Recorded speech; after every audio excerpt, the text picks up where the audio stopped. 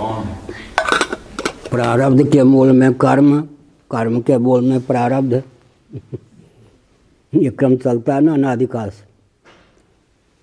कर्म का ही एक विभाग प्रारब्ध है या नहीं? फिर से सुनिए, धीरे से बोल रहा हूँ। कर्म का ही एक विभाग प्रारब्ध है। इसका अर्थ क्या हुआ? पूर्व जीवन में, जन्मों में जीव के द्वारा किए गए शुभ अशुभ कर्म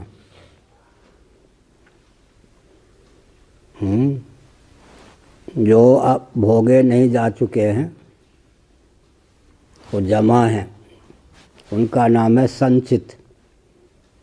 अंतर्यामी परमात्मा के संकल्प से संचित कर्म में से जितना अंश फल देने के लिए उन्मुख हो जाते हैं, उसका नाम है प्रारब्ध। 1,00,000 रुपये किसी के बैंक में है, 1,000 निकाल लिया, तो प्रारब्ध के समान हो गया। खान पान भोजन आदि के लिए खर्च करने के लिए तो 1,000 निकाल लिया ना, वो प्रारब्ध के समान। बाकी जो 99 वो संचित के समान। संचित का उतना अंश जो फल देने के लिए अंतर्यामी परमात्मा के संकल्प से उन्मुख हो चुका है, प्रारब्ध। जिन कर्मों का फल प्रारंभ हो चुका है उसी का नाम है प्रारब्ध। प्रारब्ध के 3 भेद हैं मुख्य रूप से, जाति आयु भोग। जाति का अर्थ होता है जन्म, वो तो हो ही गया। स्त्री पुरुष ब्राह्मण क्षत्रिय वैश्य मनुष्य पशु पक्षी जो होना था, काला गोरा, वो तो हो ही गए।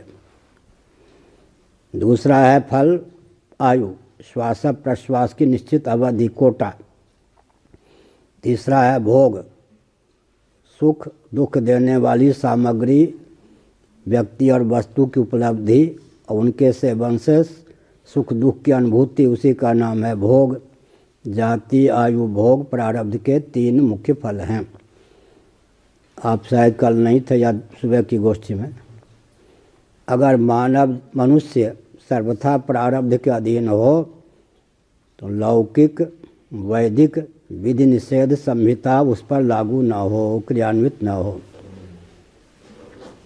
लोक में भी मर्यादा है, देवियाँ इधर बैठ गई, इधर पुरुष बैठ गए। अमेरिका में है राइट हैंड चलो दाएं हाथ, भारत में बाएं हाथ।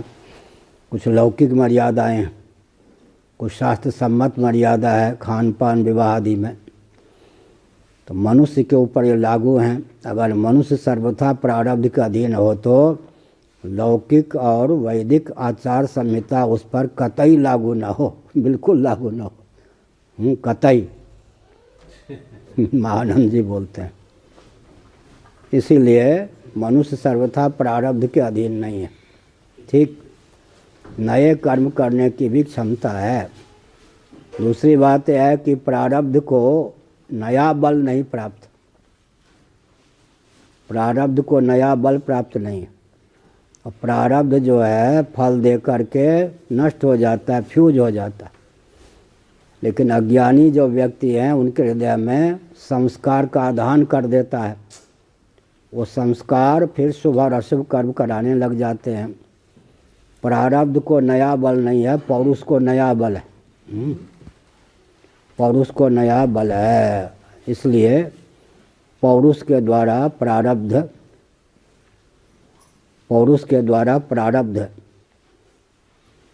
को दबाया जा सकता है, प्रबल पौरुष के द्वारा। प्रारब्ध के भी भेद होते हैं। भगवान की ओर चलने के अनुकूल प्रारब्ध भी तो होता है, हम लोगों का था या नहीं? सब प्रारब्ध खोटे ही थोड़े होते। प्रारब्ध को अदृष्ट कहते हैं, भाग्य कहते हैं, दैव कहते हैं। अनुकूल प्रारब्ध है, उसमें और पौरुष कर लें, पुरुषार्थ जिसको कहते हैं, तो सोने में सुगंध। क्या प्रारब्ध भी भगवान की ओर। नींद लग रही है, सो जाओ जाके। भूख लग रही है, अच्छा, भगवान के तो खेलने कूदने का मन हो तो पीछे चले जाओ, नहीं तो बैठे रहो। तो हमने क्या कहा, भगवत भजन के अनुकूल प्रारब्ध भी है, उसके साथ पौरुष भी मिला दिया, 4 चांद। नहीं तो फिर रस्सा कस्सी, जिधर नहीं जाना चाहिए उधर प्रारब्ध ले जाएगा। हम पौरुष उससे संघर्ष करना पड़ेगा। हमारा संघर्ष का बल दुर्बल होगा तो प्रारब्ध विजयी हो जाएगा, हमारा प्रबल होगा तो प्रारब्ध कुटिल जो प्रारब्ध मेट ही कुअंक कठिन कुअंक भाल के, ये भी है ना।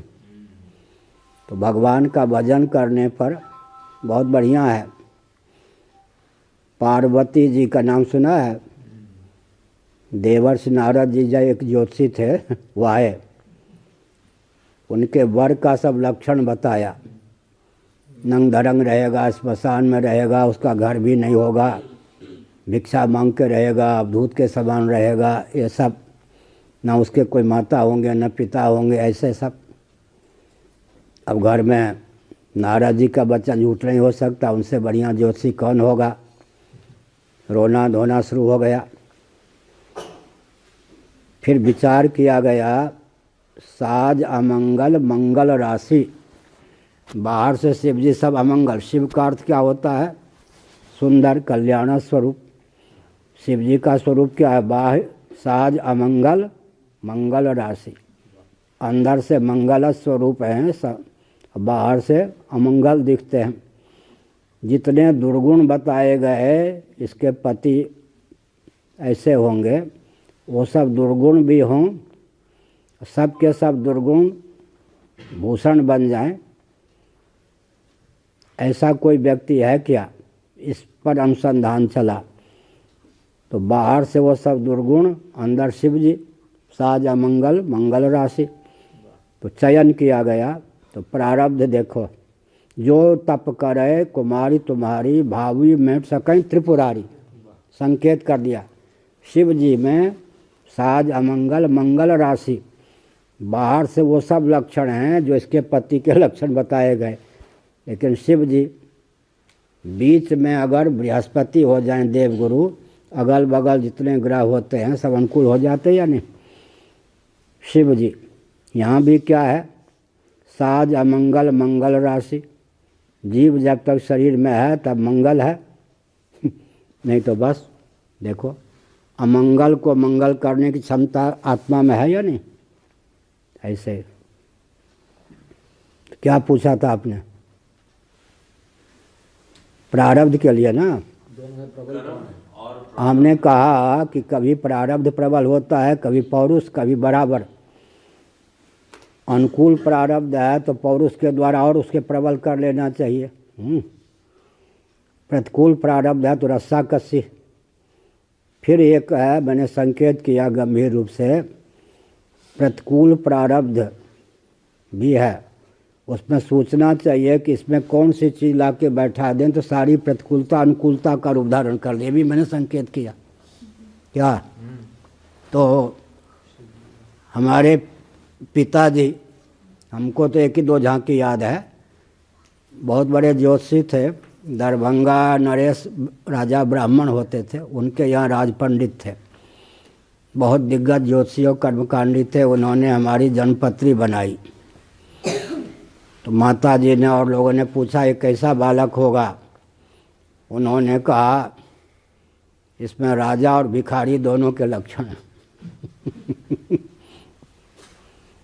राजा और भिखारी दोनों के लक्षण हैं। तो लोगों को हुआ कि राजा होगा तो भिखारी नहीं, भिखारी होगा तो राजा नहीं, पहले भिखारी होगा या राजा होगा, पहले राजा होगा, भिखारी गुंधुन चलता रहे मैं राजा का अर्थ क्या है? मेरे रुपये पैसे वाला राजा तो मैं नहीं हूँ।